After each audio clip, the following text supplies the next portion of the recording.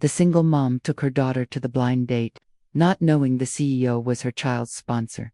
The spring sun poured gently over the city park, casting a warm glow across the wide lawns. Paper lanterns swayed from the branches, and booths lined the winding paths, each one decorated with bright banners for children's books, storytelling corners, and second-hand sales. Laughter drifted from the craft tent where little hands painted bookmarks and paper crowns. It was the kind of Saturday that stayed in your memory. Rebecca adjusted the strap of her canvas tote as she looked around. She wore a soft cream blouse tucked into faded jeans, her golden hair half-tied in a loose twist. Beside her, Chloe skipped toward the reading area, her pink dress fluttering with every step, blonde braids bouncing at her shoulders. The 5-year-old clutched a library book tight to her chest, already searching for a quiet spot under the story tree. They had come for the books but also for someone else. Well, sort of. Rebecca sighed, almost laughing to herself. Her best friend had made the dating profile, filled out the details, and scheduled this blind meetup without warning. "Just go," she had said. "He's normal. You deserve to talk about something other than snacks and school pickups." So here she was, hiding behind a stack of picture books, not expecting much, maybe a little awkward banter, and then she could make a polite exit across the park. Daniel Reed stepped through the entrance and nodded to the volunteers. He wore a dark button-down and slacks, simple but sharp. His face looked calm, but his thoughts were anything but. He didn't do blind dates. He had turned down every setup until this one. After 2 years of quietly sponsoring a little girl through the bright future, foundation receiving drawings, report cards, and handwritten notes signed in crayon, he had agreed to show up just once. Then he saw her. Not Rebecca. Not yet. After she saw the little girl, Chloe, she sat cross-legged on a checkered blanket, nose buried in a book, sunlight catching in her braids. That pink dress, that quiet focus, his breath caught. She looked exactly like the photos, only more alive, more real. His chest tightened. He shouldn't be here, not like this. It wasn't supposed to feel like a reunion. He turned slightly, ready to leave. "Excuse me, Mr. A small voice stopped him. Chloe walked toward him with innocent confidence, her wide blue eyes squinting up at him. "Are you the man who's supposed to meet my mom today?" she asked. Daniel froze. Before he could speak, another voice rushed in, apologetic. "I am so sorry," Rebecca said, appearing beside Chloe. "I couldn't get a sitter, and she insisted on coming. If this is too much, I understand." Daniel smiled, natural, unforced. "It's not too much," he said. "It's perfect. Today is a date for 3, right?" Rebecca blinked, then let out a breathy laugh. They found a spot near the story booth where paper mobiles spun gently in the breeze. Chloe sat between them, flipping through her pages. Daniel kept his calm, but his gaze kept drifting toward her. Then, without warning, Chloe spoke softly. "I have a secret friend who helps me go to school. Mommy says it's just a scholarship, but I think it's from someone real. I just haven't met him yet." Rebecca smiled and brushed one of Chloe's braids. "It's from a program, sweetheart." Daniel gripped the edge of the bench. He had written the checks, read every letter, saved every drawing, and now she was here. Warm sunlight on her shoulders, saying words that pierced straight through him. He stayed silent. Not today. Not yet. He would let her see him not as the man who gave from behind the curtain, not the CEO from magazine covers, but simply a man who had no idea how quickly a stranger could feel like someone he'd been missing all along. A soft breeze rustled through the branches as they walked toward the quieter side of the park. The reading area beneath the trees sat under a cluster of old oaks, their wide canopies shading picnic blankets and oversized cushions. Families curled up together, children nestled into laps, books spread open across little legs. Volunteer readers stood out front, bringing stories to life with animated voices and warm expressions. Daniel walked beside Rebecca, hands in his pockets, watching Chloe skip ahead. She still clutched her favorite storybook, braids swinging behind her. This corner of the fair felt calmer, more private. Something in him eased, though not enough to settle the storm in his thoughts. They found a spot beneath one of the larger oaks. Sunlight filtered through the leaves, dappling the blanket as Chloe sat cross-legged and looked up at Daniel. "Can you read, please?" she asked, offering the book. He hesitated, then nodded and lowered himself beside her. Rebecca sat on the other side, her hand resting lightly on Chloe's back. It was a familiar story, gentle rhymes and soft drawings, one of those tales that wrapped around you like a lullaby. Daniel's voice was calm and steady. the words drifting into the space between them like ripples on still water. Chloe leaned into her mother's side, her eyes fixed on the pages. Rebecca watched Daniel. She hadn't expected him to be this natural, this warm. There was no performance in him, no awkward reaching for charm. He read like someone who understood both the weight of silence and the power of breaking it. She always gets sleepy at this part, Rebecca whispered with a small smile. Daniel looked over. Should I keep going, or risk a nap right here under the tree? Rebecca chuckled. Honestly, either sounds lovely. They shared a glance, soft, unhurried. Chloe yawned. This is nice. Daniel kept reading, his voice lower now, gentler. Something stirred inside him, tightening in his chest. He almost spoke, almost told them about the first time he saw Chloe's photo in the sponsorship folder, about the drawing attached to it. 3 stick figures and a dog. With the words, my mom, me, and someday Dad scribbled in crayon, about how that picture had stayed in his desk drawer for 2 years.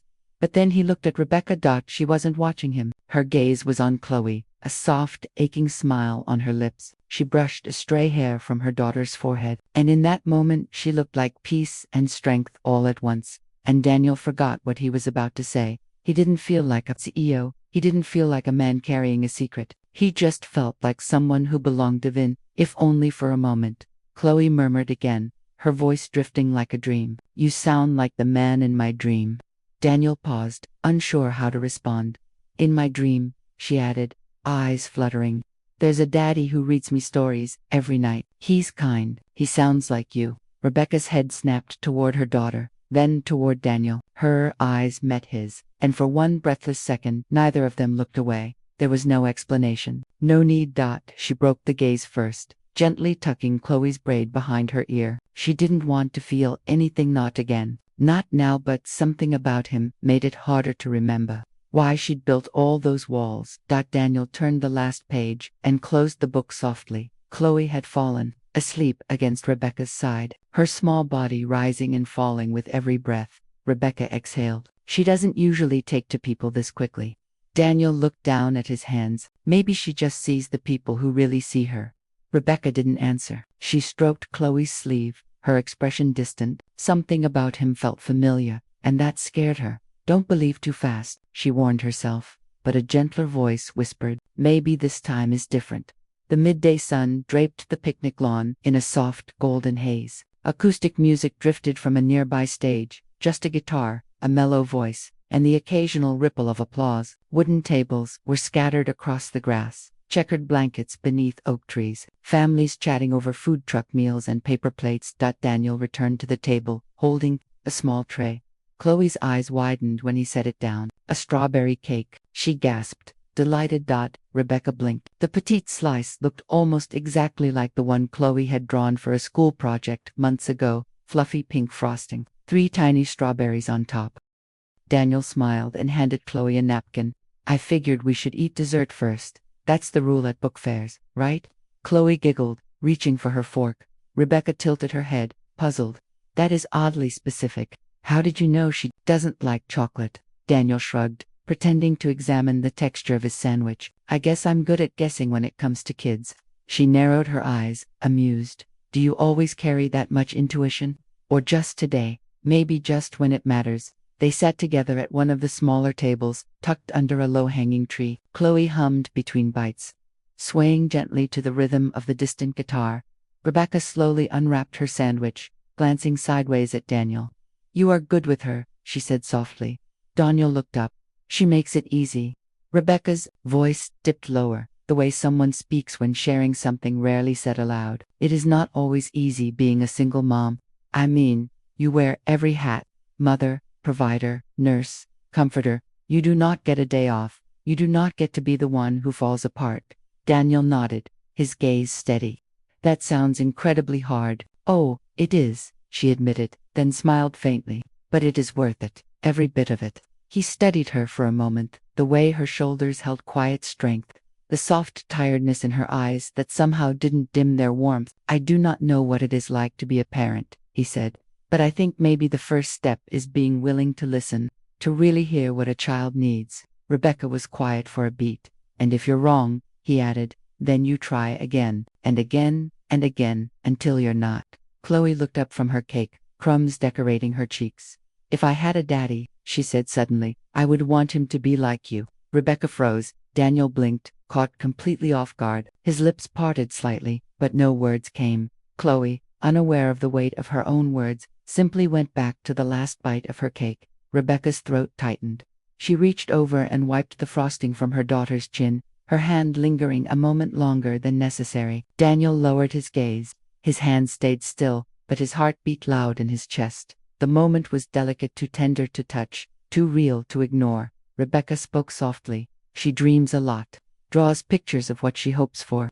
Most of them include someone reading stories or holding her hand on the way to school. She deserves that," Daniel said quietly. Rebecca looked at him then, really looked. There was something in his expression, an ache, a longing he didn't quite know how to hide. She opened her mouth, but the words caught in her throat. Something inside her shifted, cautious hope, pressing up against years of protective walls. For the rest of lunch, they let silence speak when words couldn't. Daniel helped Chloe fold her napkin into a crane. Rebecca poured water into plastic cups. They listened to music and watched sunlight flicker through the leaves, and though no one said it aloud, all three of them felt it. Something was beginning, something fragile, unexpected, and maybe exactly what they all needed. The sun began to dip, casting long golden rays across the quiet country road. Trees lined both sides of the lane, their shadows sweeping across the windshield as Daniel drove in silence. Chloe, nestled in the back seat in her Busta, had fallen asleep. Her pink dress was crumpled around her legs, her small hand clutching the corner of her book. Rebecca sat in the passenger seat, her hands folded in her lap.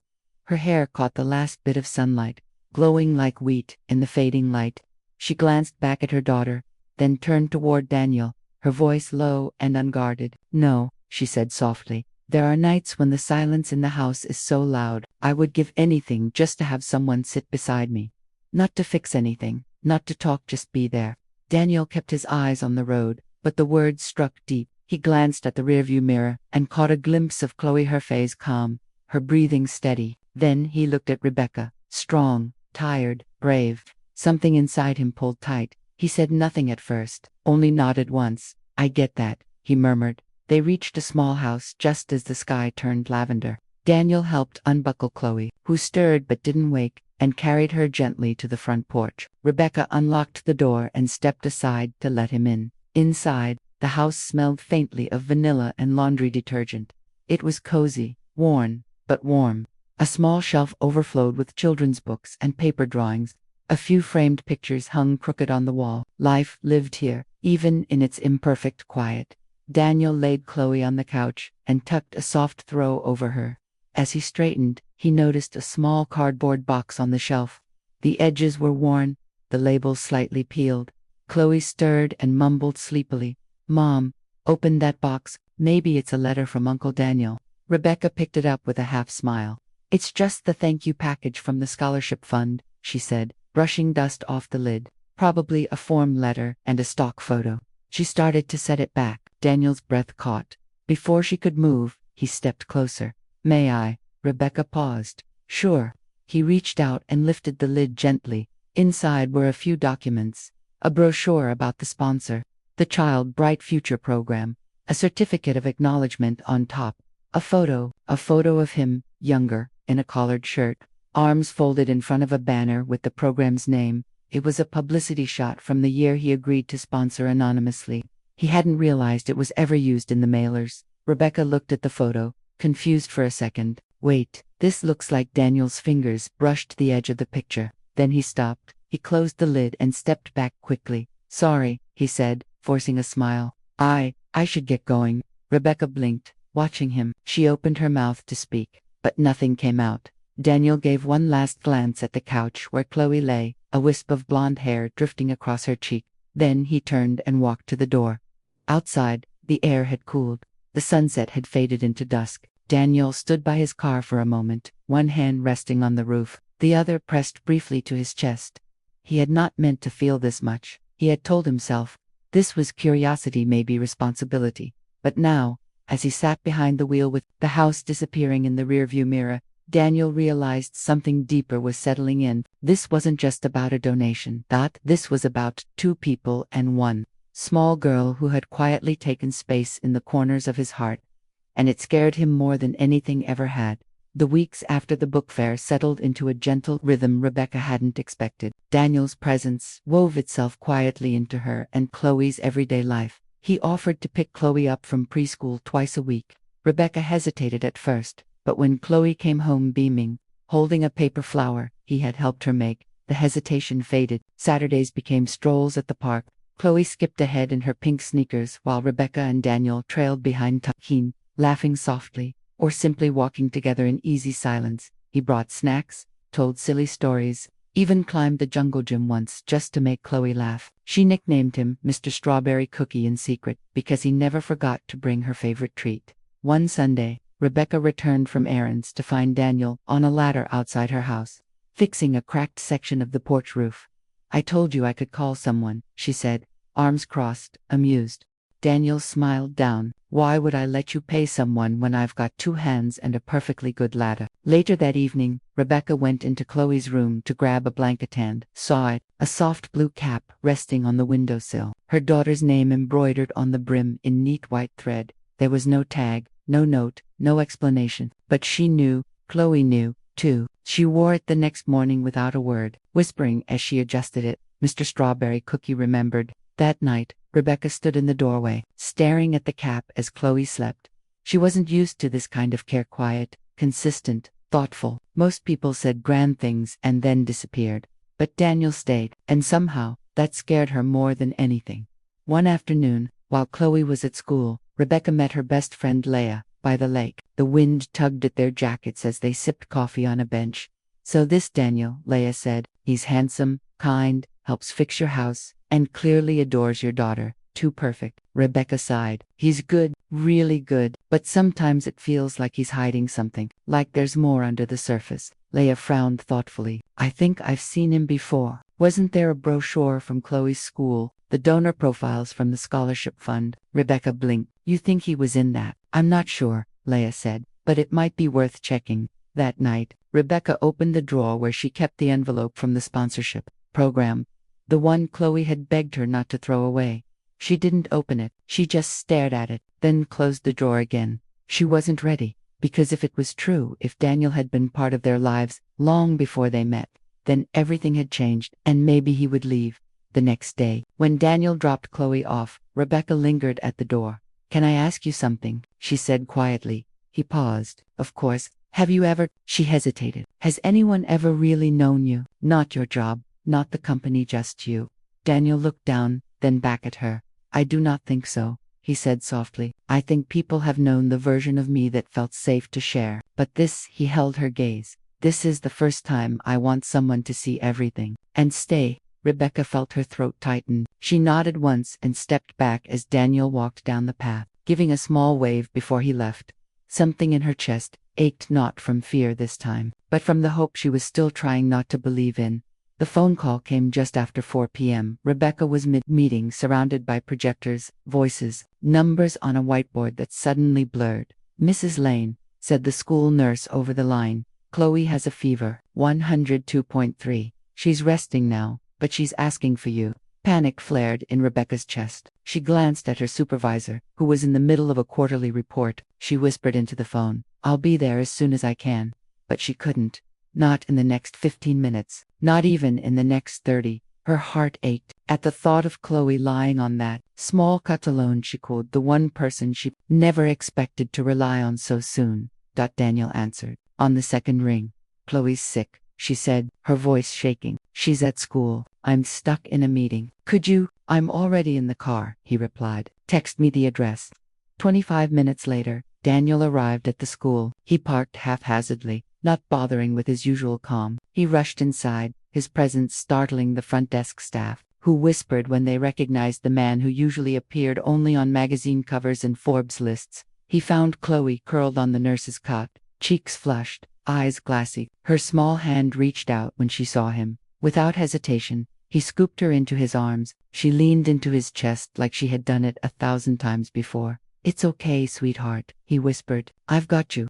He took her straight to a nearby urgent care clinic. No assistant, no calls, just him, Chloe, and a growing worry tightening in his chest. At the clinic, he sat with her on his lap, gently rocking her while they waited. He spoke in low tones, telling her stories about cloud kingdoms and dancing strawberries, trying to make her smile through the fever haze. When the nurse called them in, he helped Chloe remove her little pink jacket, cradled her head as the thermometer beeped. He listened intently to the doctor's instructions, nodded, and asked every follow-up question a worried parent would. Then came the pharmacy. He waited in line, like everyone else, holding a bag of medicine in one hand and Chloe in the other. She had fallen asleep again, her head tucked beneath his chin, back in the clinic's quiet lounge.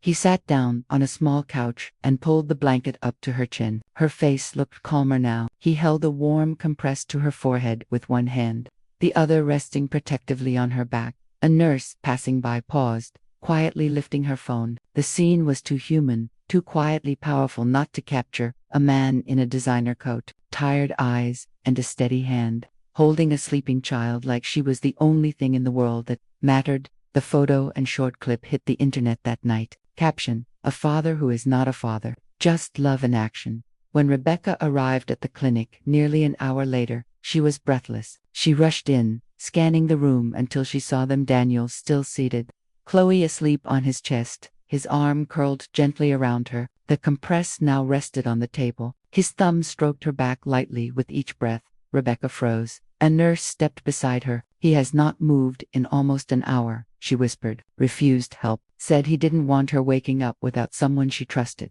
Tears prickled Rebecca's eyes. She stepped forward. You're not her father, she said softly, barely above a breath. But right now, you are more than that. Daniel looked up, emotion filling his eyes. He didn't speak for a moment, just held Rebecca's gaze. Then, in a voice so low it was almost a vow, he whispered, if you let me, I won't leave you. I won't leave either of you. Not again.